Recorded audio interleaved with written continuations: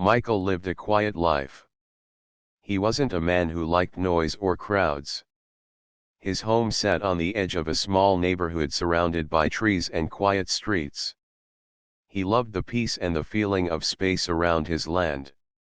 For years, he worked hard to make his little property neat and comfortable, a place where he could relax after long days. One afternoon, Michael came home from work, tired but happy to see his small house waiting for him. He opened the mailbox like he did every day, reaching for the letters inside. Most were bills or advertisements, but today, there was something different: an envelope with the familiar letters HOA printed in bold on the front. HOA. That stood for Homeowners Association. The group that managed the neighborhood rules and kept everything tidy. Michael never thought much about them. He paid his fees on time and followed the rules, or at least he thought he did. He usually avoided any arguments or problems because he liked to stay calm and peaceful. But this letter made his hands shake a little as he took it inside. He sat down at his kitchen table and opened the envelope carefully. Inside was a notice, official and serious looking. It said Michael had been fined $250,000 for violations on his land. Michael blinked and read the sentence again. $250,000. The number was so big it didn't seem real. He looked around his small kitchen, trying to steady his breath. How could this be? What violations? Why so much money? He pulled out the letter to look for details. The letter said the violations included things like unauthorized building, land misuse, and damage to common property. But Michael was sure he had done nothing wrong. He had never built anything without permission. His land was quiet and well kept. Nothing was broken or damaged. Confused and scared, Michael began to think about his neighbors. Had they had the same problem? Did the HOA fine others like this? He decided to visit a few neighbors the next day to ask if they had received similar letters. But deep inside, a quiet fear grew. What if the fine was real and he had no way to pay? That night, Michael sat on his porch, staring at the stars. The air was cool and calm, but inside, his mind was full of worry. How would he explain this to his family? How could he fight something that seemed so big and powerful? The next morning, Michael started to do something he hadn't done before. He looked for the original documents of his land. He wanted to understand everything about the property he had bought years ago. Maybe there was a mistake somewhere. Maybe he missed something. He went to the small cabinet where he kept papers and pulled out the old files. As he flipped through the papers, one document caught his eye: the original deed to his property. It was a thin piece of paper, old and yellowed, but it had a strange note written at the bottom. The note said, "The owner of this land also holds ownership rights over the neighboring properties." Michael's hands trembled. He read the line again and again. Could it be true? Did he own more land than he thought? Maybe the whole neighborhood was part of his property. He remembered the streets, the parks, the other houses nearby. Could all of that belong to him? It seemed impossible. How could the HOA fine him for violations on land he actually owned? For the next few days, Michael did nothing but search. He read the papers carefully and started visiting the county office to check the official records. He even asked the librarian to help him find old maps and property lists. Bit by bit, the truth began to come together. Michael's land was not just his small yard and house. According to old records, he was the legal owner of the entire neighborhood: every street, every house, every corner that the HOA said was their property. It was a shocking discovery. Michael couldn't believe it. How could he have owned the neighborhood all this time and not known? But the more he thought about it, the more things made sense. The HOA was trying to fine him because they wanted control over the land. They believed the neighborhood belonged to them, but the old papers said otherwise. Michael felt a mix of emotions. There was fear because the fight ahead could be hard and long. But also hope because now he had something powerful on his side. He wasn't just a quiet homeowner anymore, he was the owner of an entire neighborhood. That night, Michael sat again on his porch. The stars were shining above, but his heart was different. He felt strong, ready to face whatever came next. He knew the road would not be easy, but he was determined to fight for what was rightfully his. Tomorrow, he decided, he would start by talking to a lawyer. He needed help to understand how to protect his land and prove the truth. For the first time in many years, Michael felt a spark of courage. The letter from the HOA had changed everything, but maybe, just maybe, it was the beginning of something new. The next morning, Michael woke up early. His mind was full of questions, but also a new sense of hope. The discovery from the old papers had changed everything. Now, he needed to find someone who could help him understand what to do next. He remembered a small law office not far from his home, a place that helped people with property problems. Michael had never been inside before, but today, he knew he had to try. He got dressed carefully, feeling both nervous and determined. As he drove to the law office, he watched the neighborhood pass by. Every street and every house looked different now. What he had once thought was just a quiet place to live had become the center of a big mystery. When Michael entered the law office, he was greeted by a kind woman named Anna. She smiled warmly and asked how she could help. Michael took a deep breath and explained everything: the letter from the HOA, the huge fine, and the surprising discovery about the land ownership. Anna listened carefully, nodding her head. "This sounds serious," she said. "But don't worry. We will look into the documents and see what the law says. Sometimes, the records are old, and things can be complicated. But if you really own that land, you have rights." Michael felt a little lighter. Talking to Anna made the problem seem less scary. They sat together for hours, going through papers and records. Anna made copies of everything and took notes. She told Michael to stay calm and patient because legal cases like this could take time. Still, Michael wanted answers as soon as possible. "What will happen to the fine?" he asked. Anna looked thoughtful. "If the HOA fined you for something that is not their property, you may not have to pay. But you need proof. And sometimes, organizations don't like to give up control easily." Michael understood. This was going to be a battle, a fight for the truth. After the meeting, Anna gave Michael a list of things to prepare. More documents, pictures of his land, and any other proof he could find to support his claim. Michael left the office feeling a little hopeful but also tired. The weight of the fine and the fight ahead still pressed on his shoulders. Back home, he began taking pictures of his property. He walked slowly around every corner, trying to capture everything clearly: his garden, the fences, the empty spaces, and the small structures he had built over the years. Each photo reminded him of the quiet mornings he spent outside, the evenings watching the sun go down, and the dreams he had for his land. That night, Michael called his sister, Emma. She lived in another city but had always been supportive. "I don't know what to do," Michael told her. "They say I owe $250,000, but I might own the whole neighborhood. It feels like a nightmare." Emma listened quietly and then said, "You're strong, Michael. You've already found something important. Don't give up. I'm here for you, no matter what." Her words made Michael feel less alone. He realized that this was not just about money or land, it was about his future and his right to live peacefully. The next few days were busy.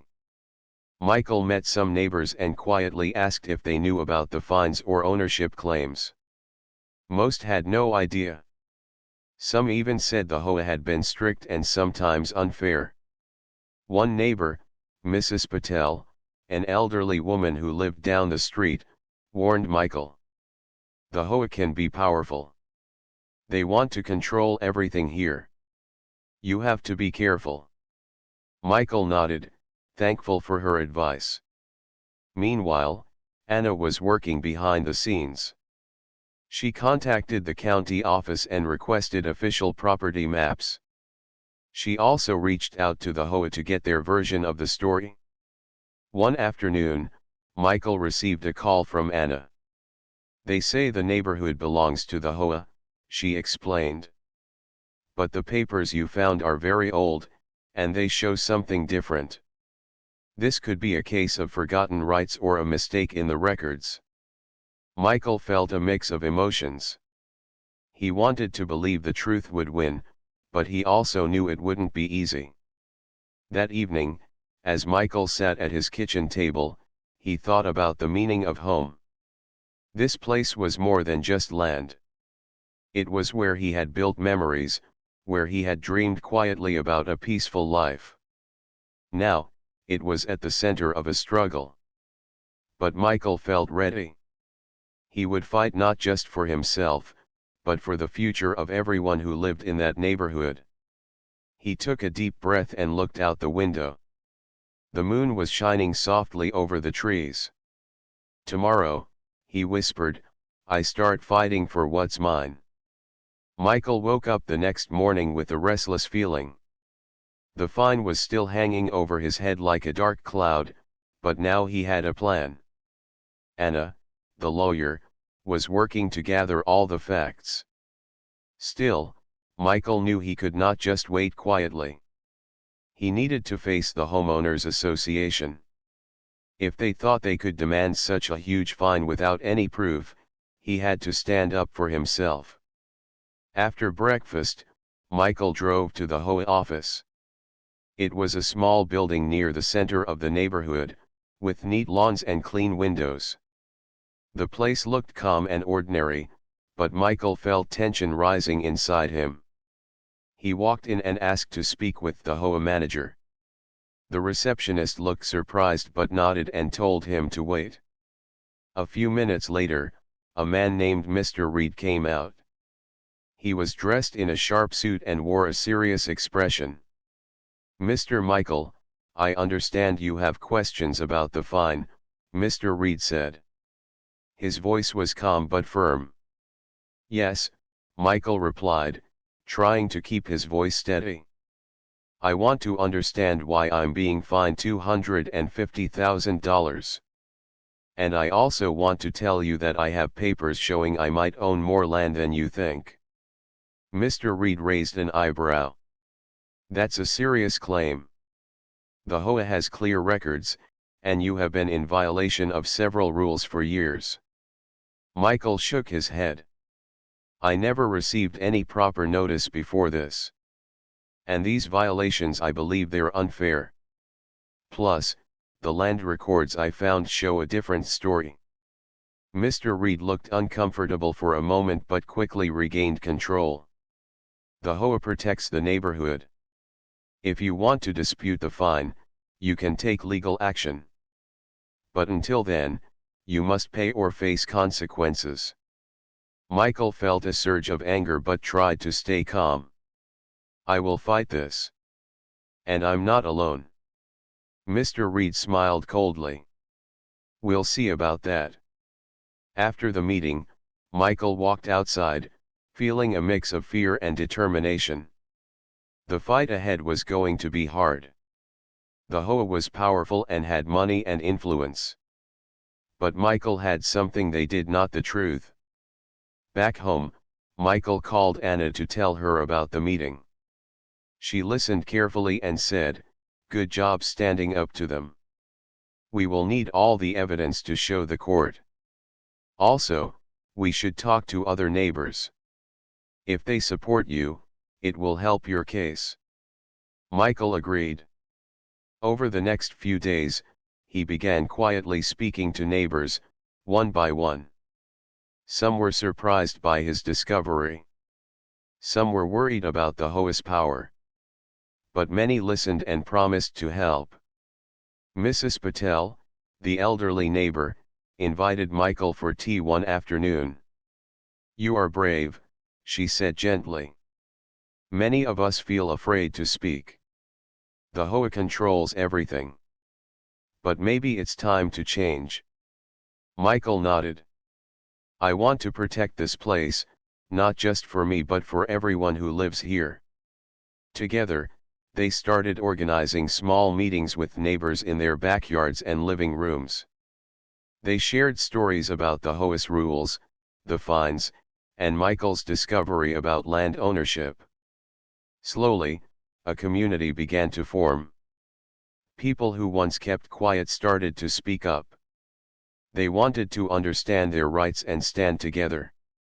One evening, during a meeting at Mrs. Patel's house, Michael showed the old documents to a small group. Everyone looked surprised and hopeful. "This means the HOA might not have the right to control everything," Michael explained. "We need to work together to protect our homes." The group agreed to stay united and support Michael's fight. It was the beginning of something new, a sense of strength in numbers. Meanwhile, Anna was preparing the legal papers. She told Michael that their case might take months or even years to resolve, but they had a strong start. "Remember," she said, "this is not just a legal battle. It's about standing up for what's fair and just." Michael thought about his family and the quiet mornings he spent outside. He thought about the stars shining over his porch. He smiled quietly. He was no longer just a man with a small property.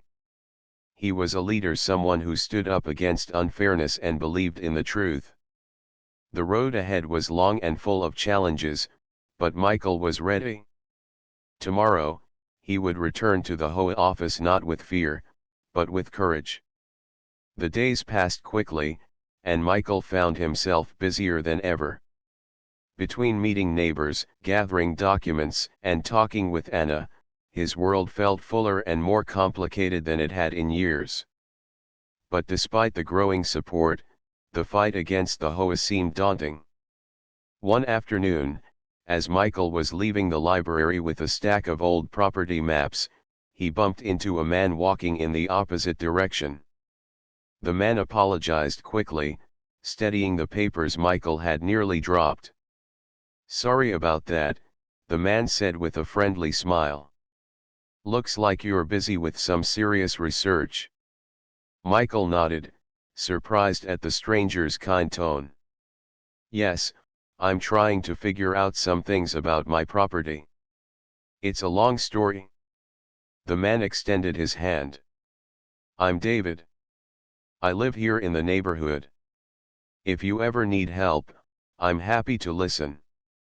Michael shook his hand, feeling a strange sense of trust. "Thank you, David. I might need help soon." Over the next few days, David appeared more often in Michael's life. Sometimes they met by chance at the local store or while walking their dogs in the park. David was quiet but thoughtful, asking questions and listening carefully when Michael shared his story. One evening, Michael invited David to join one of the small neighborhood meetings at Mrs. Patel's house. The group was growing slowly, but it still felt small compared to the power of the HOA. David looked around at the group of neighbors, some nervous, some hopeful. When it was his turn to speak, he surprised everyone by sharing information no one had known before. "I used to work for a construction company that built many of the houses here," he said quietly. "I also helped with some projects for the HOA. There are things about the land and the records that don't match what they tell you." Michael's heart raced. This was more than he had hoped for. David explained that, years ago, some property lines were changed without proper approval, and some land was mistakenly taken over by the HOA. It was a complicated mess, but it meant that the HOA's control was not as complete as it seemed. The neighbors looked at each other, surprised and confused. But hope was growing in the room. After the meeting, Michael asked David if he would help gather more evidence and maybe speak with the lawyer. David agreed without hesitation. "I want to help. This neighborhood is our home." With David's help, Michael felt stronger. They began to work together, visiting county offices, talking to old residents, and searching for more documents that showed the true land ownership. One afternoon, while looking through dusty files in the county archive, they found a detailed map from 50 years ago. It showed the original boundaries of the neighborhood, boundaries that matched exactly with the papers Michael had discovered. "This is proof," David said softly. "It shows that your claim is real." Michael smiled for the first time in weeks. It wasn't just a feeling anymore, it was fact. That evening, Michael called Anna with the new evidence. She was excited and told him this would make their case much stronger. But the fight was far from over. The HOA was still demanding the fine, and their legal team was preparing for battle. One day, Michael received a letter from the HOA again. This time, it was an invitation to a meeting, a chance to discuss the situation face to face. Michael felt nervous but knew he had to go. With David by his side, he prepared carefully. The meeting was held in a community hall near the neighborhood park. When Michael and David arrived, they saw many faces from the HOA board, all serious and watchful. The HOA president, a tall man named Mr. Benson, spoke first. "We are here to resolve the issue. But the HOA stands by its rules and decisions." Michael took a deep breath and stood up. "I have documents that prove the land belongs to me and many neighbors. The fines are unfair because the HOA does not own the land it claims to control." There was silence in the room. Some board members looked surprised, others angry. David stepped forward next. "There have been mistakes in property lines and ownership records. It's time for the HOA to accept the truth." The conversation was tense. The HOA wanted to protect its control, but Michael and his allies were ready with facts. By the end of the meeting, the HOA agreed to pause the fines and review the documents carefully. Michael felt relief but knew this was just one step in a long journey. Walking home that night, Michael looked up at the sky, feeling the cool breeze on his face. He realized he was no longer alone. With neighbors like Mrs. Patel, a lawyer like Anna, and an unexpected friend like David, he had found a community willing to fight for what was right. For the first time in a long time, Michael felt hope not just for himself, but for the whole neighborhood.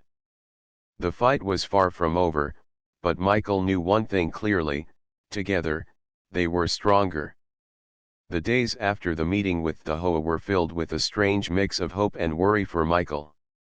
The board had agreed to pause the fines, but nothing was settled yet. The battle for the neighborhood's future was just beginning. Michael spent most of his time working with Anna and David, gathering more documents and preparing their case. Every piece of paper, every old map, felt like a small victory. Still, the pressure was heavy. The thought of losing everything haunted his nights. One morning, while Michael was reviewing a pile of papers at his kitchen table, the phone rang. It was Anna. "Michael, I have good news," she said, her voice bright. "We found a way to speed up the process. There's a city council meeting next week where we can present your case. It's an official public meeting.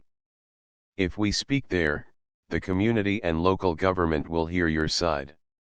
Michael's heart beat faster. This was the chance to show the truth not just to the HOA but to everyone. "I'm ready," he said quietly. Anna promised to help prepare the speech and gather neighbors to attend. Michael felt grateful. He had a strong team behind him now. Over the next days, the neighborhood buzzed with excitement. Mrs. Patel and David helped spread the word. More neighbors showed interest. Many wanted to come and support Michael. It was the first time many of them had spoken openly about their concerns. Michael practiced his speech every night, standing in front of his mirror. He wanted to explain clearly what had happened, how the HOA fined him unfairly, and how old documents showed the neighborhood really belonged to the homeowners, not the association. When the day of the city council meeting arrived, Michael felt nervous but ready. He put on his best shirt, took a deep breath, and drove to the town hall. Inside, the room was full of people, city leaders, neighbors, and even some from the HOA. Michael recognized Mr. Reed and Mr. Benson sitting near the front, their faces serious. The meeting began with regular business. Then, it was Michael's turn. He walked to the podium and looked at the crowd. His voice was steady, but his hands shook slightly. "My name is Michael," he began. "I'm here to talk about a problem that affects not just me, but many people in our neighborhood. The HOA fined me $250,000 for violations on my land. But I have proof that the land belongs to the homeowners, not the HOA." He showed the old maps and documents on a screen. The room was quiet as people looked at the evidence. Michael continued, "This is about fairness and respect for our homes. We want to work with the HOA, but we cannot accept fines for something that is not true. We ask the city council to help us find a solution." When he finished, a few neighbors stood up to support him. Mrs. Patel spoke next, her voice warm and clear. "We love this neighborhood. We want to protect it. But we need the truth to be heard." The city council members asked questions. They listened carefully to both sides. Some councilors seemed surprised by the details. They promised to review everything closely. After the meeting, Michael was approached by several people who thanked him for speaking up. Some offered help with the case. The community's support was growing stronger.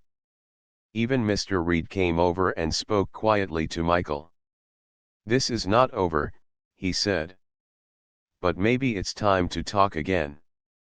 Michael nodded, feeling a mix of relief and determination. Back home, Michael thought about the long journey ahead. The fight for his land and the neighborhood was bigger than he had imagined. But he was not afraid anymore. With friends like Anna, David, and Mrs. Patel, and the support of neighbors, he knew they could face the challenges together. That night, Michael looked out at the stars from his porch. The quiet neighborhood felt alive with possibility. He felt proud to stand for what was right and to protect the place he called home. Tomorrow would bring new challenges, but Michael was ready. The turning point had come, and the story was far from over. The days after the city council meeting brought a mix of emotions for Michael. There was hope in the air, but also a new sense of tension. The HOA was no longer just a distant force, they were watching closely, and Michael felt their eyes on him everywhere he went. One morning, Michael received an unexpected visit. It was Mr. Benson, the HOA president. He came alone and spoke quietly, as if trying to avoid drawing attention. "Michael," Mr. Benson began, "I want to talk. We need to find a way to settle this before it gets worse." Michael was cautious but curious. "What do you want to say?" "We've been reviewing your documents," Mr. Benson said slowly. "It's clear there are problems with our records. I'm willing to meet with you and your lawyer to discuss a possible solution. Michael's heart raced. This was the first time the HOA showed willingness to negotiate seriously. He agreed to meet and called Anna immediately to prepare. The meeting was set for the following week in a quiet conference room. Michael, Anna, and David arrived early, ready with their papers and arguments. When Mr. Benson and two other HOA board members entered, the atmosphere was tense but respectful. Mr. Benson spoke first. We want to find common ground. This neighborhood means a lot to all of us. We don't want to fight endlessly. But we must protect the community's interests. Anna responded calmly, we understand. But the community's interests include the truth and fair treatment for homeowners. We hope to resolve the land ownership clearly and fairly. The conversation was slow and careful. Both sides listened and shared concerns. Michael noticed that behind the strong faces of the HOA board, there was uncertainty too. After hours of discussion, they agreed on a plan. The HOA would pause all fines and stop enforcement actions while an independent surveyor examined the land boundaries. Both parties would share the results and work from there. Michael felt relief but knew the process could still take time. Leaving the meeting, David smiled. This is progress. Sometimes, the hardest step is starting to talk. Michael agreed. The fight was still real, but now it felt less like a battle and more like a search for truth. Back in the neighborhood, the community's mood lifted. More neighbors joined meetings, and people talked openly about the future. Some even offered to help with small tasks, like organizing paperwork or spreading information. Mrs. Patel invited Michael over for tea one afternoon. You've done something important, she said softly. You brought us together. Michael smiled. I couldn't have done it without everyone's help. We are stronger together. But despite the progress, shadows lingered. One evening, Michael found a note slipped under his door. It was simple, but the message was clear: stop digging or face consequences. Michael's heart sank. Someone was trying to scare him. He showed the note to David and Anna. They agreed it was a warning, but also a sign that the fight was serious. We won't be intimidated, Anna said firmly. We must stay careful and keep going. Michael felt the weight of the threat but also the strength of his purpose.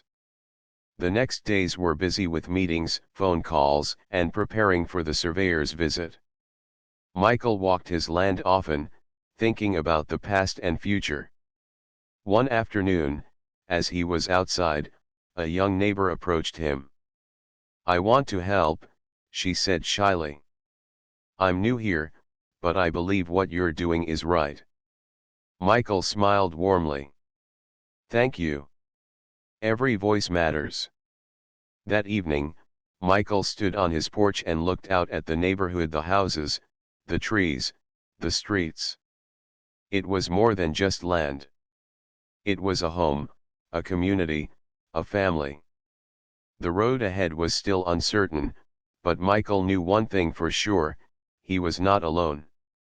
With friends, neighbors, and a growing community by his side, he would face whatever came next. Together, they would bring light to the shadows and build a future they could all believe in. The morning sun warmed Michael's face as he stood outside, watching the surveyors arrive. After months of tension, uncertainty, and hard work, today felt like a turning point.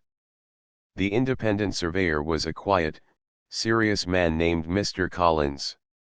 He carried maps, tools, and equipment to measure the land carefully. Michael, David, and a few neighbors followed him closely, hoping for clarity. As the day passed, the surveyors walked the boundaries of the neighborhood, checking every fence, line, and corner. Michael felt a mix of nervousness and hope. What if the survey confirmed what the HOA claimed? What if all their efforts were for nothing? But deep down, Michael believed in the truth of the old documents and the community that had come together.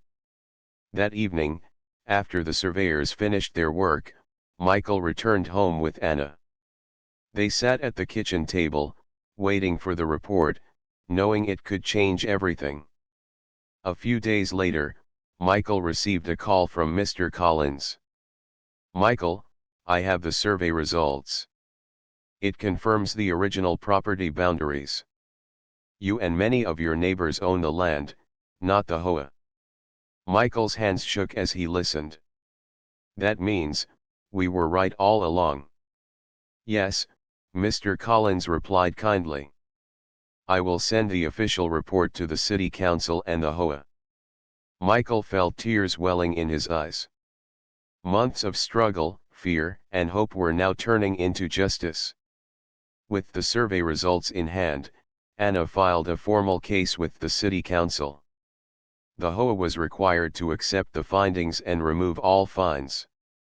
The board had no choice but to follow the law. The neighborhood erupted with relief and joy. Neighbors who had once been quiet now celebrated together, feeling free and hopeful. Michael was invited to speak at a community gathering in the park. Standing before the crowd, he smiled warmly. "We fought for our homes and our rights," he said. "But more importantly, we stood together. This victory belongs to all of us." Mrs. Patel came forward and hugged Michael. "You gave us courage. You reminded us that one person can make a difference." David nodded beside him. "We're not just neighbors anymore. We're a family." The HOA board members, including Mr. Benson and Mr. Reed, issued a public apology to the community. They promised to improve communication and work with homeowners fairly in the future. Michael accepted the apology, knowing that forgiveness and moving forward were part of healing. In the following weeks, the neighborhood began to change. People took pride in their land and each other. New friendships blossomed, and the community felt stronger than ever. Michael found himself more connected than he had ever been. He spent evenings talking with neighbors on porches, organizing small events, and helping with improvements. One quiet night, as Michael sat on his porch, he thought about the journey he had taken. What started as a scary letter and a huge fine had turned into a story of hope, courage, and community. He smiled softly, feeling peace in his heart. No matter what challenges come next, Michael knew this neighborhood was home, a home built not just on land, but on trust, truth, and togetherness. And that was a treasure no one could take away.